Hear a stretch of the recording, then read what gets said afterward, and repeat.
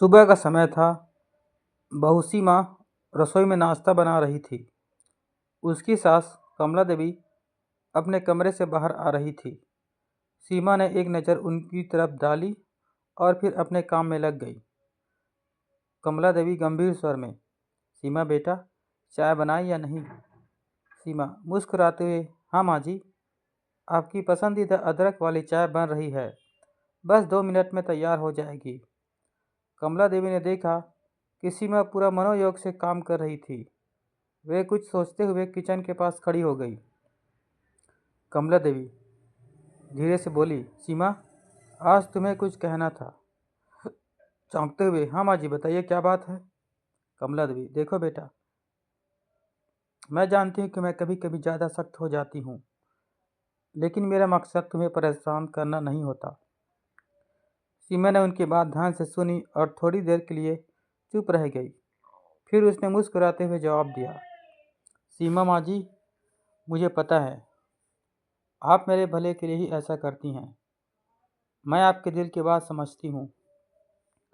कमला देवी को सीमा के इस जवाब से थोड़ी राहत मिली। उन्होंने महसूस किया कि सीमा वास्तव में एक समझदार और संवेदनशील बहू है।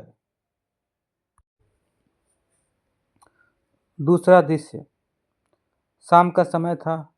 घर में सभी लोग खाना खा रहे थे। सीमा ने खाना परोसते हुए सबकी प्लेटों में खाना परोसा। कमला देवी ने एक कौर लिया और तारीफ की।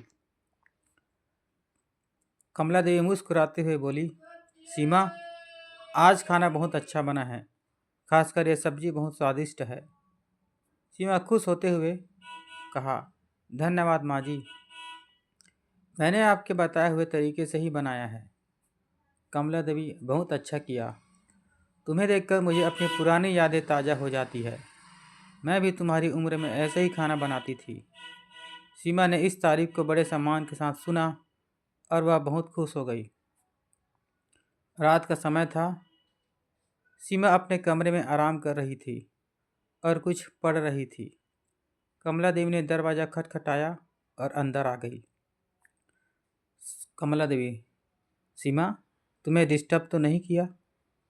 सीमा, नहीं माँ जी, आप आइए, क्या बात है? कमला देवी, मुझे तुम्हारे बारे में कुछ जानना था। तुम्हारे शौक़ क्या हैं? तुम्हें क्या पसंद है? सीमा ने इस सवाल से थोड़ा हैरान हो गई। उसने धीरे से कहा, हाँ जी, मुझे पढ़ना और लिखना बहुत पसंद है, और हाँ, मुझे गार्डनिंग भी बहुत अच्छी लगती है। कमला देवी बोली, बहुत अच्छा, मुझे भी गार्डनिंग बहुत अच्छी लगती है। अब हम दोनों मिलकर बगीचे की देखभाल करेंगे। सीमा ने यह सुनकर बहुत खुशी महसूस की। उसे लगा कि अब उसकी सास के साथ उसका रिश्ता और भी मजबूत हो जाएगा। चौथा दृश्य, एक दिन घर में पूजा का आयोजन किया गया। सभी रिश्तेदार और दोस्त आए हुए थे। कमला देवी ने सीमा की बहुत तारीफ की और सबके सामने कहा। कमला देवी बोली, मेरी बहू सीमा बहुत ही गुणी है। उसने पूरे घर को बहुत अच्छे से संभाल रखा है। सीमा ने यह सुनकर गर्व महसूस किया और सबके सामने मुस्कुरा दी। उसे लगा कि उसकी मेहनत और सास के साथ उसके रिश्ते का फल उसे मिल गया है। पांचवा दृश्य, कुछ दिन बाद सीमा ने अपने सास को अपने कमरे में बुलाया और उनसे कहा, सीमा, माँ जी, मैं आपसे एक बात करना चाहती थी। कमला देवी बोली, क्या हुआ सीमा, सब ठीक तो है ना? सीमा मुस्कुराते हुए कहा, सब ठीक है माँ जी। दरअसल मैं आपको धन्यवाद कहना चाहती हूँ। आपने मुझे हमेशा अपनी बेटी की तरह समझा और प्यार दिया। कमला देवी की आंखों में आंसू आ गए। उन्होंने सीमा को गले लगाते हुए कहा,